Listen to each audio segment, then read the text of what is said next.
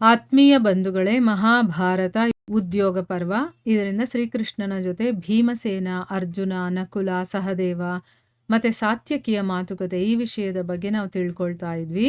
ಓದ ಭಾಗದಲ್ಲಿ ಕೃಷ್ಣ ಭೀಮನನ್ನ ಉತ್ತೇಜಿಸ್ತಾ ಹೇಳ್ತಾನೆ, ಏನು ನೀನು ಹೆದರ್ಕೊಂಡ್ಬಿಟ್ಟಿದ್ಯಾ ಯುದ್ಧ ನೋಡಿ, ಅಥವಾ ನಿನ್ ಕ್ಷತ್ರಿಯ ಅನ್ನೋದು ಮರ್ತೋಗಿದ್ಯಾ, ಅಥವಾ ನಿನ್ನ ಪ್ರತಿಜ್ಞೆಯನ್ನ ಮರ್ತೋಗಿದ್ಯಾ, ಈ ರೀತಿ ಮಾತಾಡ್ತಾ ಇದೆಯಲ್ಲ ಅಂತಂದ್ಬಿಟ್ಟು ನಿನಗೆ ಪುರುಷಾರ್ಥದ ಬಗ್ಗೆ ಜ್ಞಾನನೇ ಇಲ್ಲ. ಅಂದರೆ ಕ್ಷತ್ರಿಯರಾಗಿರೋರು ಪುರುಷಾರ್ಥದ ಮೂಲಕನೇ ಎಲ್ಲವನ್ನ ಪಡ್ಕೋಬೇಕು, ಅಂಥ ಕರ್ಮಗಳನ್ನು ಮಾಡೋದವರು, ಹಾಗೆ ಹೀಗೆ ಅಂತೆಲ್ಲ ಹೇಳಿದಾಗ ಭೀಮಸೇನ ಏನು ಹೇಳ್ತಾನೆ, ಕೃಷ್ಣ ನನ್ನ ಬಗ್ಗೆ ನಿನಗೆ ಗೊತ್ತಿಲ್ವಾ, ನನ್ನ ಬಲಪರಾಕ್ರಮದ ಬಗ್ಗೆ ನಿನಗೆ ಗೊತ್ತಿಲ್ವಾ, ಅಥವಾ ಈ ರಾಜರನ್ನ ಹೇಗೆ ನನ್ನ ಅಧೀನ ಮಾಡ್ಕೊಂಡಿದ್ದೀನಿ ಅನ್ನೋದು ನಿನಗೆ ಗೊತ್ತಿಲ್ವಾ, ಈ ರೀತಿ ಮಾತಾಡ್ತಾ ಇದೆಯಲ್ಲ, ನನ್ನ ಒಂದು ಶಕ್ತಿಯ ಬಗ್ಗೆ ನಾನೇ ಹೇಳ್ಕೊಳ್ಳೋದು ಸರಿಯಲ್ಲ. ಆದರೂ ಕೂಡ ನೀನೀಗ ನನ್ನ ಪುರುಷಾರ್ಥದ ಬಗ್ಗೆ ನೀನು ನಿಂದನೆ ಮಾಡಿರೋದ್ರಿಂದ ನಾನು ಹೇಳಲೇಬೇಕಾಗಿದೆ.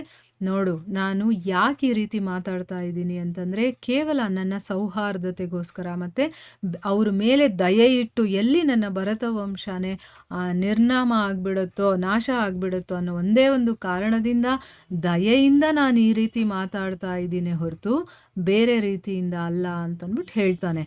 ಅದಕ್ಕೆ ಶ್ರೀಕೃಷ್ಣ ಹೇಳ್ತಾನೆ, ಭೀಮಸೇನನೇ, ನಾನೂ ಕೂಡ ನಿನ್ನ ಭಾವನೆಯನ್ನು ತಿಳ್ಕೊಳ್ಳೋದಕ್ಕೆ ಪ್ರೀತಿಯಿಂದಾನೇ ಈ ಮಾತುಗಳನ್ನು ಆಡಿದ್ದೀನಿ. ಅಂದರೆ ನಿನ್ನ ಮನಸ್ಸಲ್ಲಿ ಏನಿದೆ ಅಂತ ಸರಿಯಾಗಿ ತಿಳ್ಕೊಳ್ಬೇಕಾಗಿತ್ತು ನಾನು.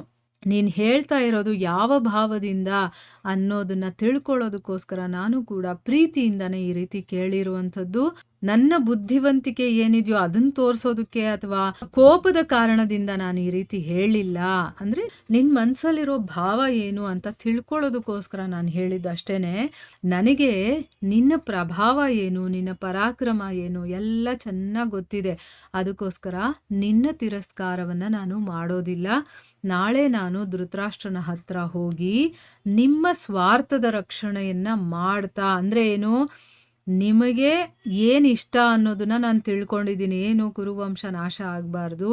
ಸೊ ಅದಕ್ಕೋಸ್ಕರನ ಸಂಧಿನೇ ಒಳ್ಳೆಯದು, ಇಲ್ಲ ಅಂದರೆ ನಮಗೊಂದು 5 ಊರು ಕೊಟ್ಬಿಡ್ಲಿ ಸಾಕು, ಇದರ ಬಗ್ಗೆ ಇದು ನಿಮ್ಮ ಸ್ವಾರ್ಥ ಅನ್ನೋದು ಗೊತ್ತು. ಅದರ ರಕ್ಷಣೆಯನ್ನು ನಾನು ಮಾಡ್ತಾ ಸಂಧಿಯ ಪ್ರಯತ್ನವನ್ನು ಮಾಡ್ತೀನಿ. ಅಂದರೆ ನನಗೆ ಆದಷ್ಟು ಮಟ್ಟಿಗೆ ನಾನು ಪ್ರಯತ್ನವನ್ನು ಮಾಡ್ತೀನಿ, ನಿಮ್ಮ ಸ್ವಾರ್ಥದ ರಕ್ಷಣೆಯನ್ನು ಮಾಡ್ತಾ ಸಂಧಿಗೋಸ್ಕರ ಏನೇನು ಮಾಡಬೇಕೋ ಆ ಎಲ್ಲ ಪ್ರಯತ್ನ ಮಾಡ್ತೀನಿ. ಅವರೇನಾದರೂ ಸಂಧಿ ಮಾಡಿಕೊಂಡಿದ್ದೆ ಆದರೆ ನನಗಂತೂ ಚಿರಕಾಲದವರೆಗೆ ಸುಯಶಸ್ಸು ಅನ್ನೋದು ಸಿಗುತ್ತೆ. ಅಂದರೆ ಕೊನೆವರೆಗೂ, ಎಲ್ಲಿವರೆಗೂ ಈ ಜಗತ್ತಿರುತ್ತೋ ಅಲ್ಲಿವರೆಗೂ ಕೂಡ ಕೃಷ್ಣ ಹೋಗಿ ಸಂಧಿ ಮಾಡ್ದ ಅನ್ನುವಂಥ ಒಂದು ಸುಯಶಸ್ಸು ಸಿಗುತ್ತೆ.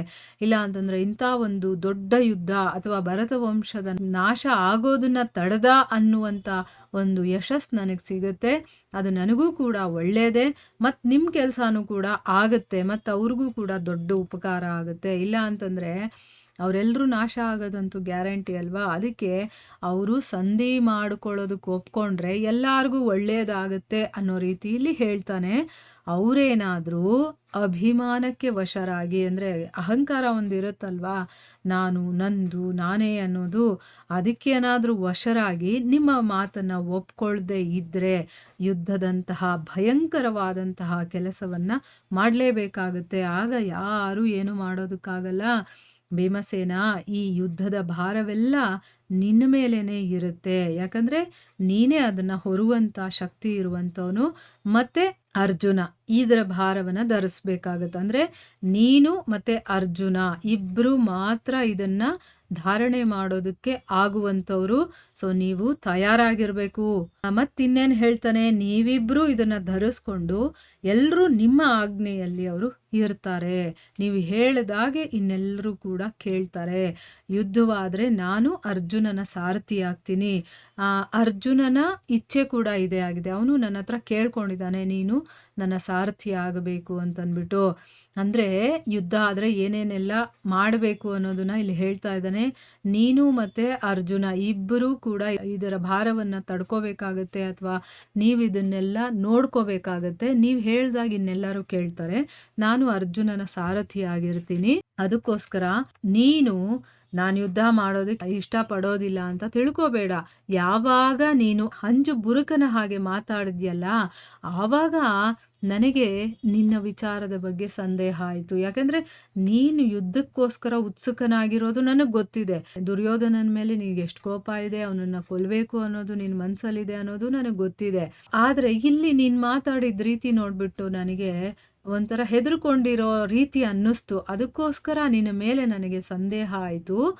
ಅದಕ್ಕೋಸ್ಕರ ನಾನು ಈ ರೀತಿ ಮಾತಾಡಿದ್ದು. ಎಲ್ಲಿ ನೀನು ಹೆದರ್ಕೊಂಡಿದ್ಯೇನೋ, ಅಂಜುಬುರುಕರ ಹಾಗೆ ಮಾತಾಡಿದ್ಯಲ್ಲ, ಆಗ ನನಗೇನು ಅನ್ನಿಸ್ತು, ಇವನೇನು ಯುದ್ಧ ಮಾಡೋದಕ್ಕೆ ಹೆದರ್ಕೊಳ್ತಾ ಇದ್ದಾನಲ್ಲ ಅಂತ ನನಗನ್ನಿಸ್ತು. ಅದಕ್ಕೋಸ್ಕರ ನಿನ್ನನ್ನು ಉತ್ತೇಜಿಸೋದಕ್ಕೋಸ್ಕರ ಆ ರೀತಿ ನಾನು ಮಾತಾಡದೆ ಹೊರತು ಬೇರೆ ಕಾರಣ ಇಲ್ಲ ಅಂತಂದ್ಬಿಟ್ಟು ಭೀಮಸೇನನಿಗೆ ಕೃಷ್ಣ ತನ್ನ ಮಾತನ್ನ ಹೇಳ್ತಾನೆ. ಮುಂದುವರೆದೇನಾಗುತ್ತೆ ಅಂತ ನಾವು ಮುಂದಿನ ಭಾಗದಲ್ಲಿ ತಿಳ್ಕೊಳ್ಳೋಣ.